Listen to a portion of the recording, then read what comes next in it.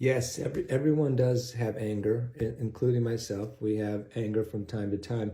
But as we get to know ourselves and as we get older, we learn to control our anger. So our anger becomes like this sword of fire that we whoosh, whoosh, and then put back. We are in control. Because if we are under the control of our anger, we're going to end up in bad places we don't want to be. So we got to learn to harness it, control it, and let it be a tool that we might have to take out from time to time, but not a tool that controls us. So thank you for saying so.